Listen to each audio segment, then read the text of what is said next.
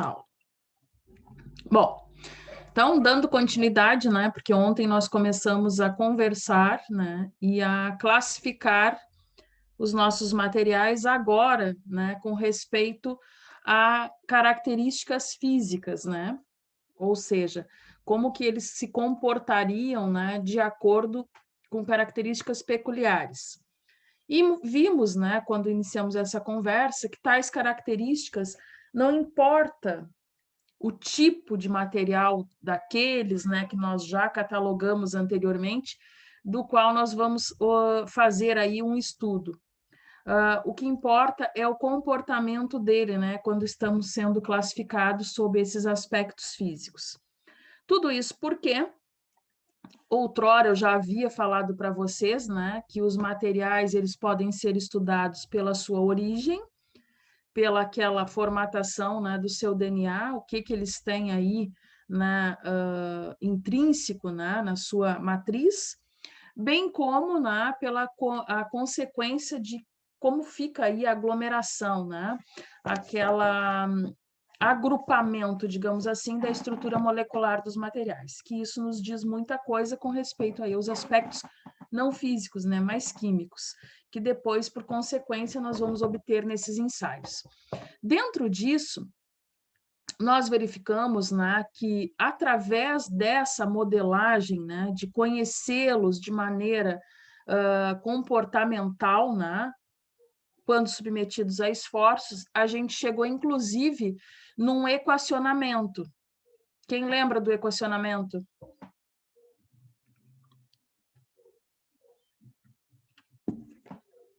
Ninguém? Quem lembra lá do equacionamento que a gente chegou? Nós vimos lá, né, que a tensão... altura sobre força? Força sobre área, isso mesmo.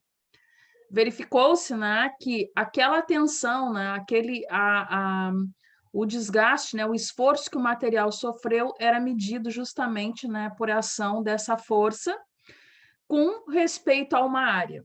Isso nos diz matematicamente, né, e por consequência fisicamente, muita coisa com respeito à resistência aí do material. Por quê? Porque verifica-se que não só os esforços a quais eles são submetidos, bem como a sua área de abrangência, né, mas também o que está sendo ocasionado de acordo lá com a origem do material. Então, vimos que, às vezes, o material ele tem aí uma característica de ductilidade, né, bem alta, mas ainda assim ele é frágil, né, porque ele não suporta aí golpes, por exemplo. Com isso, a gente também verificou a questão da plasticidade, que é algo aí bem intrínseco, né, em todo o estudo, sempre que falarmos aí de materiais, que vai significar, então, aquela deformação, né, como que o material se comporta plasticamente, ou seja, como que ele tende, né, a deformação até que ele possa aí ter uma perda completa, digamos assim, do seu estado natural. Bom, o que faltava a gente falar melhor? Porque chegamos ontem, até a minha lembrança agora aqui, com respeito ao aspecto de dureza, né? Foi, né?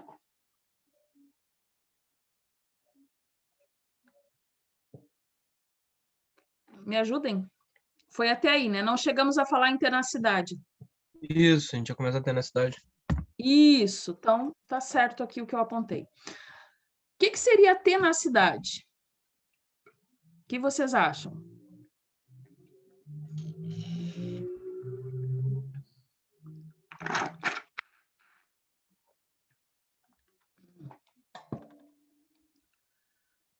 Para mim, acendeu o microfone do Clay, não sei se ele ia falar alguma coisa. Não? Gente, o que significa tenacidade de acordo com a física? Vamos pensar um pouquinho. O que é algo tenaz?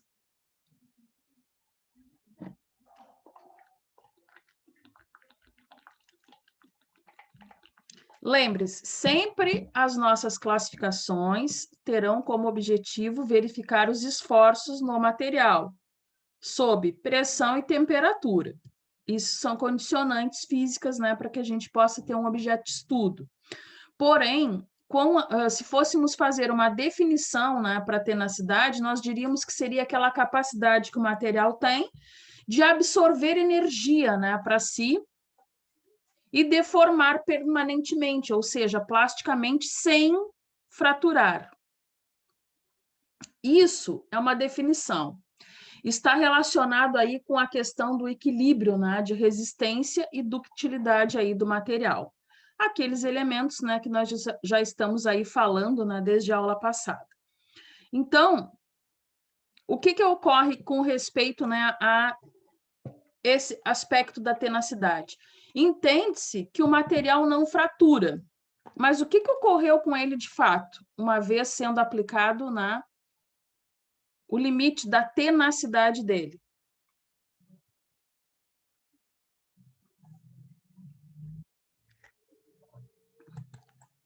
O que significa isso fisicamente falando?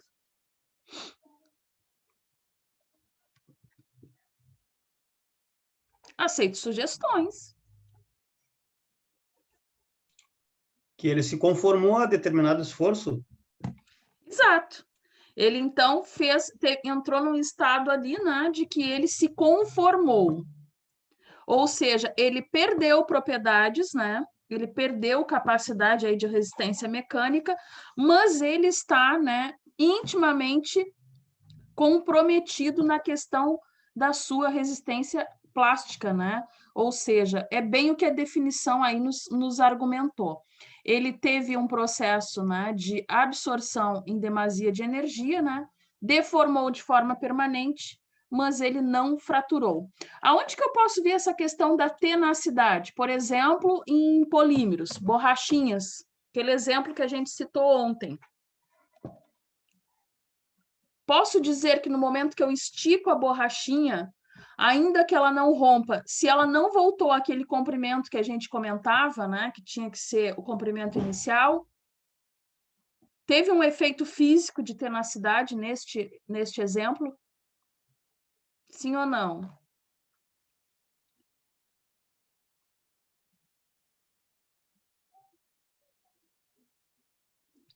O que acham? Sim. Quem disse? Não, Sim. não vi. Sim, né? Sim, gente. Por quê? Justamente, né, pela definição ali, né, sucinta, mas direta que o Clay nos deu, né? Então é como se ele se conformasse, mas perdeu, né, a sua forma ali, o seu objetivo original. O que mais nós precisamos aí verificar com respeito a esses aspectos físicos dos materiais? Falamos da ductilidade, da plasticidade, da tenacidade. Quem mais a gente pode falar? E a elasticidade, o que vocês acham?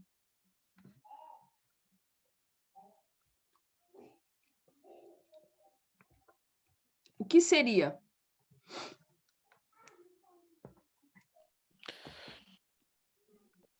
É a capacidade que o material tem de voltar à forma do original? Perfeito. Então, aquele efeito de molas, né? Sabemos também, né, e precisa ficar frisado aqui, que elementos como molas, né, que é aonde amplamente aí a gente aplica, né, essa questão da elasticidade, mostrando então a deformação, né, do material, só que a grande diferença é a conformação dele, né? Lá na tenacidade supõe-se que ele não fraturou, não rompeu, mas ele não funciona mais para aquele mesmo fim. Então, lembrem-se lá na escola, né, que nós verificávamos nas aulas de física, o efeito da mola, aqueles exercícios, né, mostrando aí, às vezes até mesmo em balança, né, aquele efeito da mola, e ela retorna ao seu ponto inicial, ou seja, ela cumpre aquele comprimento R0 que nós vimos ontem, quando depois formulamos, né, a equação ali da tensão, né, do esforço, da tensão, de acordo com a força sobre a área. Então, quando ocorre, né, quando cessa depois esse esforço, ele volta, né, ao seu ponto de origem, não mais ficando aí compreendido, né? Encurralado, digamos assim, com aquele efeito aí que o deformava. Vimos isso nas molinhas dos telefones, né? Não digam que vocês não se lembram, que todo mundo lembra aqueles telefones. Eu vi que o Elson riu, né? Porque eu falei isso numa aula uma vez, meu Deus, ninguém sabia que pareciam uns rádios, professora. Aqueles que pareciam até uns rádios. Aqueles que pareciam uns rádios, que tu conhece, claro, né? Tinha os números lá redondos, a gente fazia toda uma volta, né? Um giro ali de... Aqueles telefones, tinha uma mola, né? Inclusive alguns bem... principalmente aqueles que eram postos nas cozinhas, né? Em paredes, que as pessoas tinham aquela opção do movimento, né? Pela mola, que hoje em dia, com a tecnologia, já não tem mais esse fio, não faz mais necessidade disso. Mas era assim, então aquele efeito, né?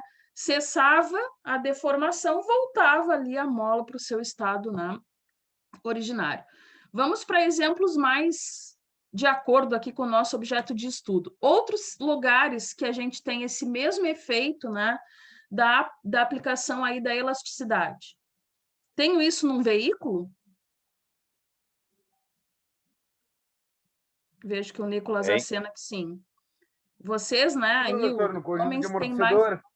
Os amortecedores, né? Vocês têm mais visão, né, para essas questões aí. Então, os amortecedores significa que eu vou cessar o esforço. Por exemplo, o carro, não sei, tá, gente? Agora eu estou chutando. Vamos supor que o carro suporte um peso aí, um carro de passeio, tá? Convencional, suporte um esforço aí de peso, né, para que ele ande legal, 600 quilos.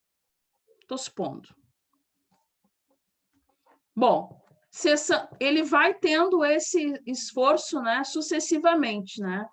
Alguns dias a gente sai só no carro, outros dias tem bagagem, outros dias tem bagagem de 5 pessoas, né, de estatura mediana, enfim.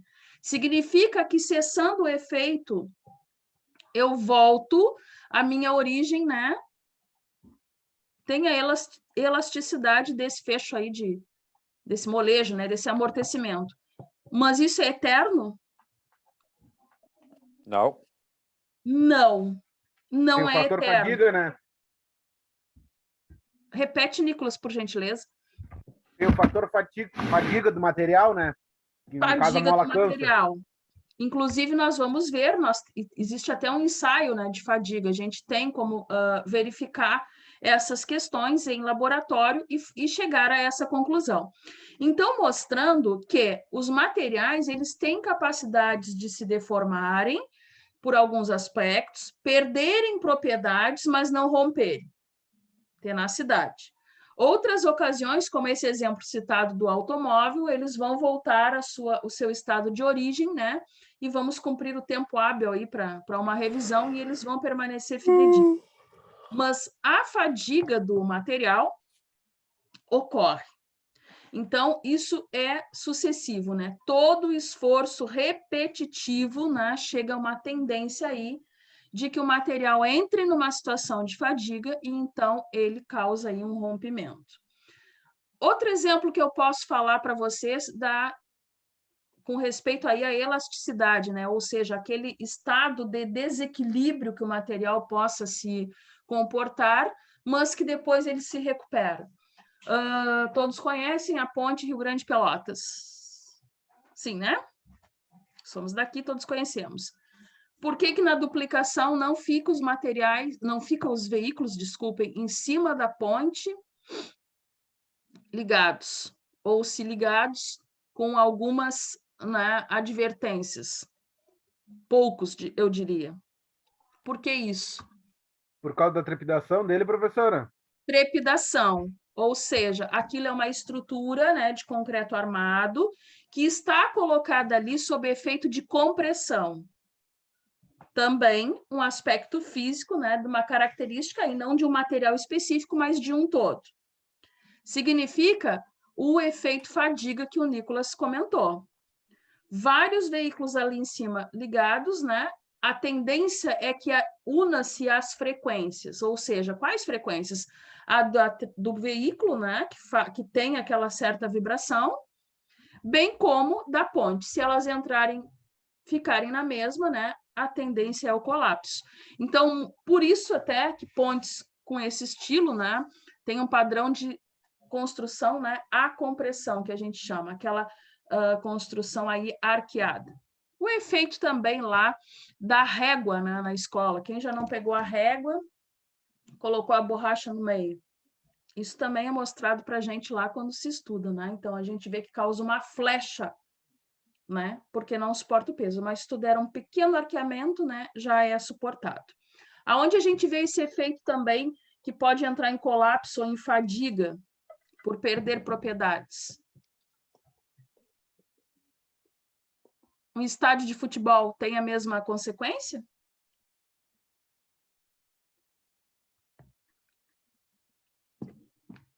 Sim, até inclusive acho que foi do Flamengo, do Corinthians, que caiu, né?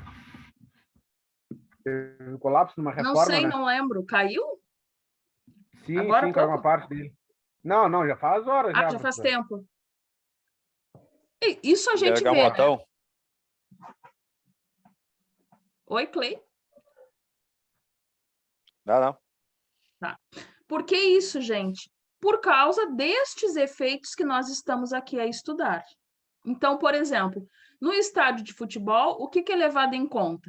O peso próprio da estrutura, os aços, né, apropriados para se deter aquela estrutura, é levado em conta a população e é levado em conta que nós vamos ali ter duas torcidas, né, eufóricas, pulando, gritando. Olha quanto efeito físico a gente tem.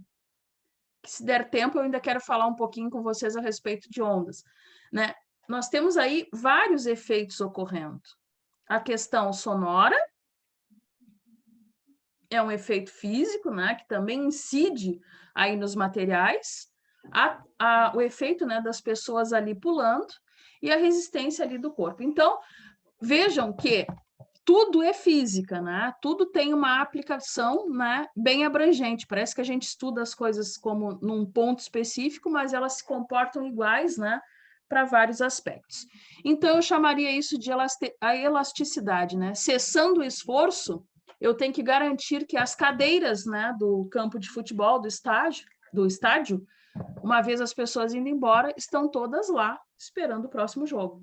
Então, isso é uma característica, né, que a gente tem aí de modelagem dos materiais, entendendo aí como funciona o seu efeito. Bom, então, tem que ficar claro na nossa mente que a plasticidade sempre vai estar muito diretamente relacionada com a questão da deformação, ou seja, daquela capacidade que ele vai ter ou não de ter aí uma perda permanente, né? Então, a plasticidade, principalmente para nosso caso aqui, né, depois no estudo dos metais, ela vai nos dizer até onde nós podemos provocar alguma espécie aí de deformação neste tipo de material. A estampagem, eu diria para vocês que é um tipo de conformação mecânica. O que seria aí uma estampagem? Quem lembra? O que é? O que é? É o prensamento de uma chapa entre dois moldes. Parei que meu microfone, como é que é? É, no caso, tu coloca uma chapa entre dois moldes e prensa. Isso, né? É um processo aí de estampagem, né? Que a gente tem de prensamento, né? Não sei se vocês já estudaram lá isso na parte de fabricação. Já?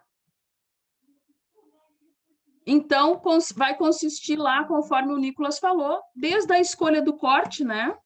Da modelagem que a gente necessita, e na estampagem, né, só para frisar, já que ela está intimamente ligada à questão da plasticidade, admite-se, né, na superfície do material pequenos riscos, né, pequenos sulcos, que a gente diria ali, que talvez nós vamos estudar melhor, entender melhor, lá quando fizermos ensaios 2, né, quando fizermos aquele estudo macro, né, ou seja, da superfície, digamos aí, do nosso material. Vocês estão lembrados que ontem eu falei que eu gostaria de passar 2 vídeos, né, mostrando essas tendências aí dos materiais para vocês. Clay, eu não estou escutando. Tu falou comigo? Não? Ah, desculpa, eu vi tu falando, eu achei que era aqui. Posso encaminhar o primeiro aí para vocês? Então, vou encaminhar aí pelo WhatsApp e aí vocês me façam um aceno aí que chegou para a gente assistir juntos. Vou fechar o áudio e o vídeo, mas qualquer coisa chamem aqui.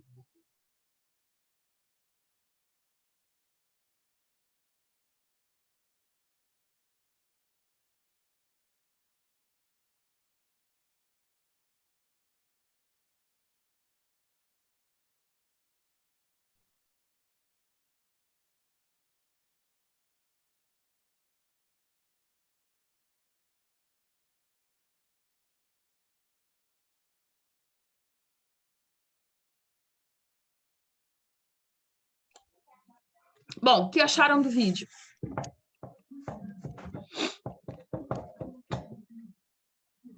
Nada? Gostaram? Então, o vídeo ali, né, ele teve o objetivo de fazer uma pequena síntese do que nós já estamos falando há alguns dias. Ou seja, parece para nós, né, que não vai ter motivo, né, do estudo da química para que se identifique aí os materiais. Mas ali fez uma síntese do que eu já tinha conversado, né, com o que eu já tinha dito a vocês. Os nossos materiais, eles precisam vir, né, de algum local. A grande maioria deles, principalmente esses, os quais vocês, técnicos em mecânica, né, trabalham, oriundos aí, os ferros, né, os aços, eles vêm lá numa origem da tabela periódica, que, no fundo, é o estudo, né, de um átomo, daquela menor partícula indivisível, né, que foi mostrado ali, e depois da agregação de que isso, né, acontece, de como se congrega todas aquelas partículas ali a fim de nós formarmos o que chamamos de cristais, de estruturas cristalinas. O conhecimento disso é de suma importância. No vídeo, ele mostrou o exemplo de um processo de fabricação. Qual era? Quem lembra lá? Laminação, professora? O de laminação, né? Que é um processo que consiste, então, né, de moldar ali chapas, né? Esse processo de laminação vai acontecer só com respeito aos aços? Não. Se eu estou confeccionando ali, por exemplo, uma porta, né, de madeira, é um processo de laminação? Formação de chapas, né? É um processo. Folhas de papel é um processo de laminação?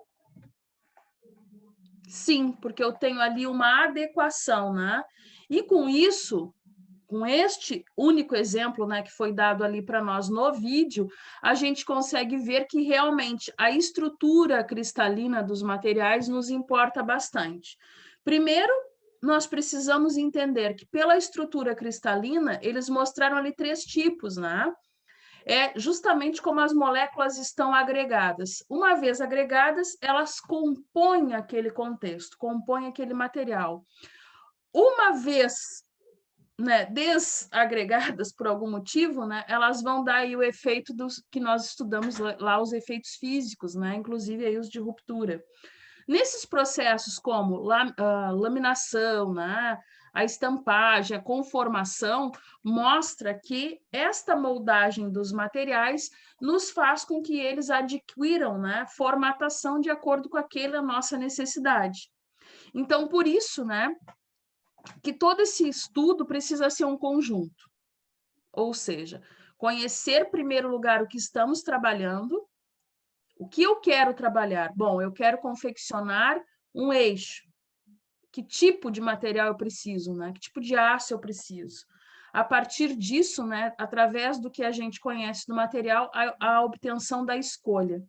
E, por consequência, né, o processo aí que ele vai ser, então, confeccionado.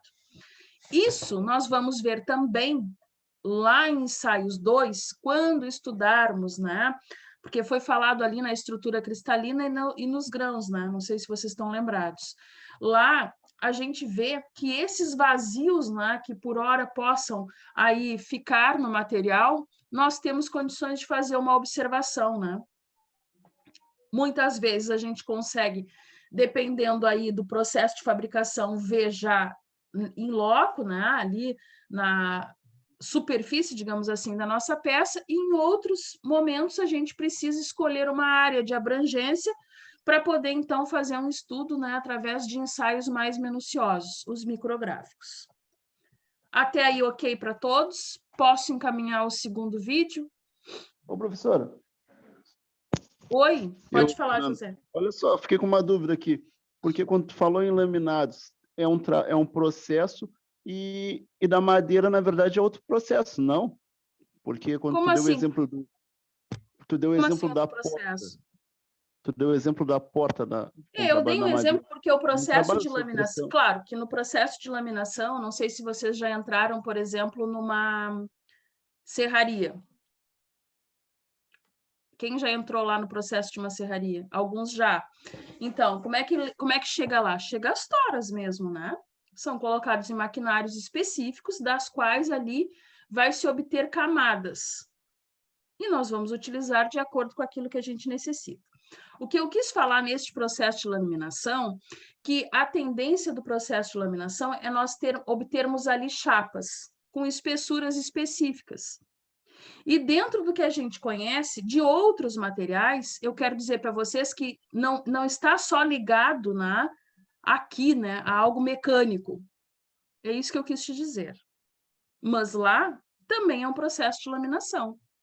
A obtenção de uma chapa, ou seja, eu deixei o meu material, né, com aquela formatação ali. Mas Não, sim, entendi, mas... a obtenção do processo são situações diferentes, né? Não, sim, entendi, mas a questão é que a minha dúvida é que nessa parte mecânica é químico e na madeira é físico, correto ou não? Na madeira, tu dirias que é físico só por quê? O processo de laminação... Vamos pensar uma coisa, gente, que serve para os dois exemplos, tanto daqui dos nossos metais, por exemplo, quanto da madeira. A madeira, né, nós já vimos ali, né, bem no início das nossas aulas, ela também tem uma classificação geral aí dos nossos materiais e ela tem uma origem, se for madeira bruta, né, claro que depois nós temos aí essas formatações de MDF, são outras coisas que não é o nosso objeto aqui, mas ela é algo orgânico. Nós temos boa parte dos nossos materiais também considerados, né, aqui de cunho mecânico, orgânicos, né? Porque eles vêm lá de algo existente, que está lá os nossos elementos na tabela periódica. Os processos, ambos, quando entrados em um processo de laminação, é físico ou é químico? O processo de obtenção da chapa, seja madeira... É físico, professora? Físico. O que é químico? Só para a gente desmistificar essa coisa. O que é químico? O que tu acha, José, que seria a parte química desse processo? Do aço, a forma de produção dele, eu acho. Da onde ele surgiu. O processo, gente, aquilo, né, de tu obter chapas ali é físico. Isso é físico, acho que está claro para nós. O que foi mostrado no vídeo, né, o que a gente está conversando aqui, o que vai acontecer na prática, né, com respeito lá aos aços, por exemplo? Aquela estrutura cristalina, que foi identificada ali numa animação, até, né, nesse vídeo que a gente assistiu, cada tipo, né, de aço ali, de material com esta abrangência, vai ter uma estrutura cristalina, foi mostrado lá. Quando nós obtemos ali uma chapa, significa que a gente teve posso dizer, uma pequena deformação, uma reconformação daquela estrutura interna da minha chapa, dos aços, por exemplo. O Nicolas acena que sim, todos pensam igual. Sim, né? Aí, teu filho, José. Aí, José, a gente pode dizer, então, que isto que aconteceu internamente, isso sim é químico. Por isso que foi falado ali em elementos, né, dos aspectos aí das propriedades físicas, coisas que a gente já conversou bastante, como ductilidade, né, plasticidade. Por quê? Porque são situações que a aparência, né, vão apontar o que está acontecendo lá de maneira interna. Alguns materiais, por exemplo, né, aí os aços, né, vão se comportar bem como sendo aí com pequenas espessuras para determinadas situações, outros não. Por quê? Porque que naquele processo da qual ele foi fabricado, seja ele forjado, laminado, enfim, né, uma estampagem, ele teve lá um efeito que alterou, né, de certo modo, o seu DNA. Por isso, frisando bastante, por isso que nós estamos estudando os efeitos físicos, porque os efeitos físicos, as propriedades físicas, vão nos dizer se o material suporta ou não o esforço. Ok? Vou encaminhar, então, o outro vídeo para que a gente assista, tá? Esse outro vídeo, ele vai nos fazer também uma abrangência ali no laboratório com respeito a essas características, né, físicas que foram, essas propriedades, digamos, que foram mencionadas nesse anterior. Vou fechar aqui a gravação e vou encaminhar, vocês me falam o que acharam deste vídeo. Notaram quanta coisa interessante, né, de maneira bem sucinta, mas que nós podemos observar com respeito aos aspectos, né, físicos aí dos nossos materiais. Algo curioso, por exemplo, é com respeito à densidade, né, mostrado bem aqui no finzinho do vídeo. Isso é importante para a gente, para o nosso cotidiano aí no processo de fabricação. Com certeza, né? Quando crianças tinha até aquele trocadilho com respeito aí ao chumbo, né? Uma certa brincadeira. Mas ali foi mostrado, né? E foi comprovado, digamos, que o chumbo, né? Aqueles dois cubos, um de chumbo e um de madeira, ambos do mesmo tamanho, né? Têm densidades diferentes. O que é a densidade, gente, fisicamente falando? Não mostrou a equação ali, mas vocês estão lembrados lá da escola? O que é densidade?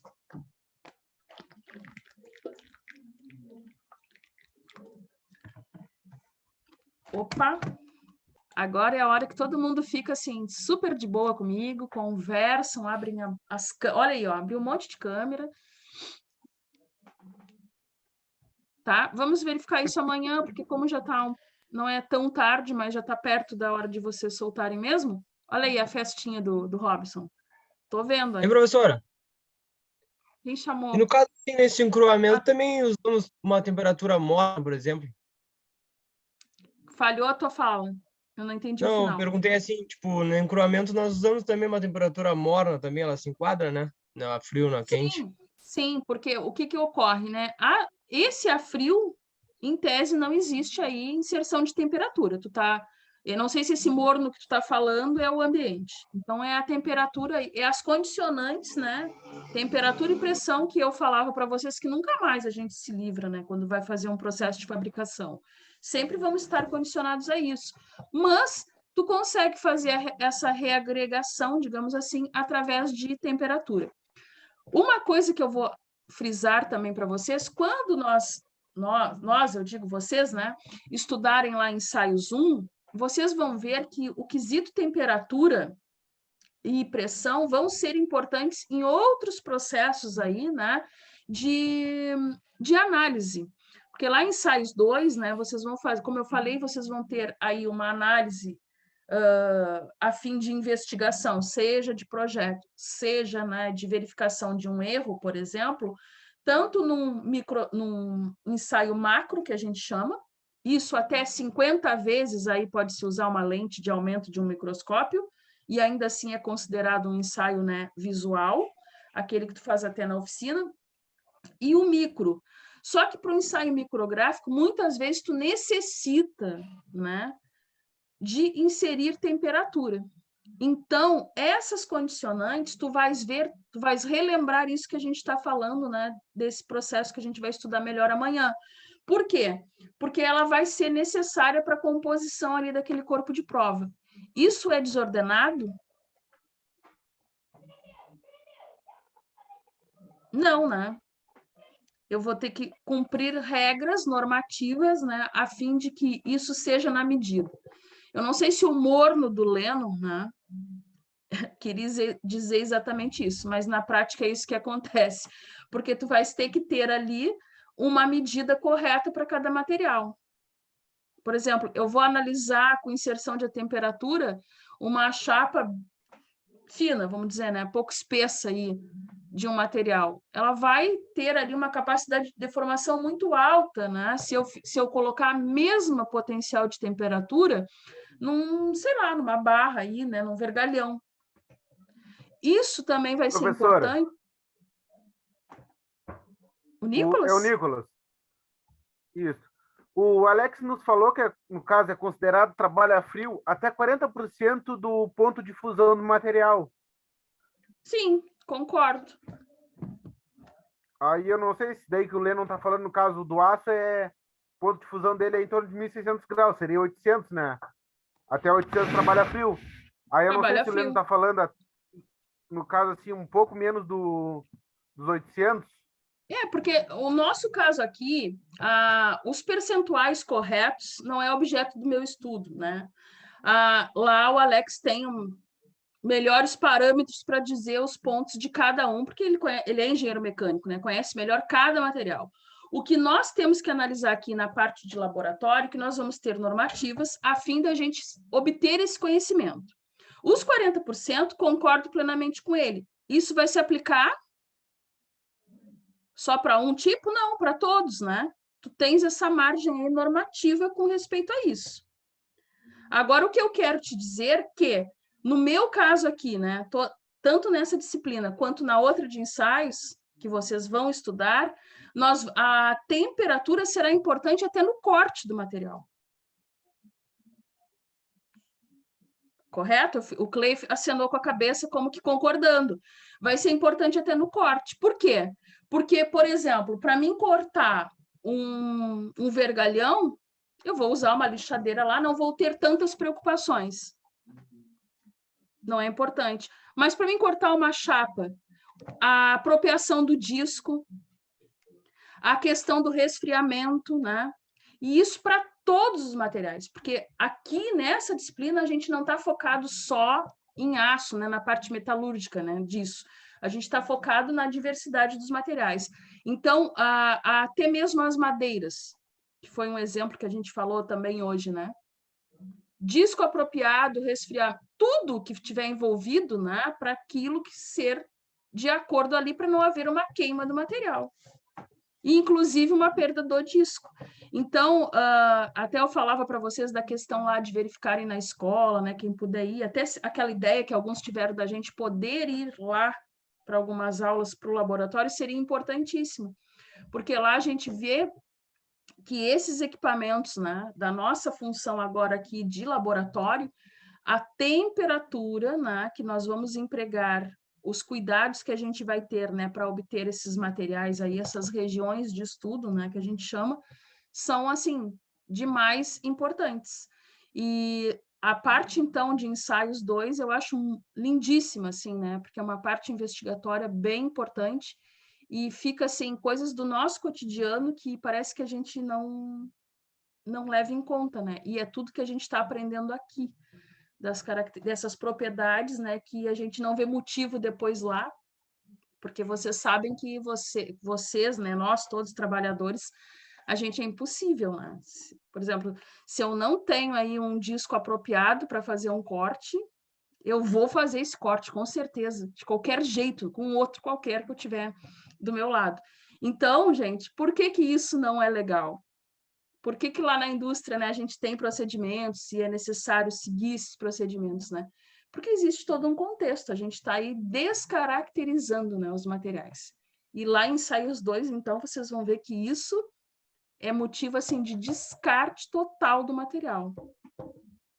Corte errado, inapropriado, em regiões erradas, em pontos mal localizados, aí é uma maneira da gente pegar e comprometer todo aquele trabalho, né, de investigação, seja ele de um erro ou de um projeto, por exemplo, que a gente necessite aí fazer. Beleza? Viu? Então não é para colocar disco de 7, não de 4,5, viu? Não. Quando ele tá pequenininho, dá pra usar sim. Viu? Eu sabia que um ia pular. Olha aí. Olha aí. Isso é normal Nada de usar. cortar Não, né, madeira professora? com disco de vídeo, né? Que eu também vejo assim, sabe? É. Bastante, né? As pessoas fazerem e tal. A de 7 na de 4 é normal.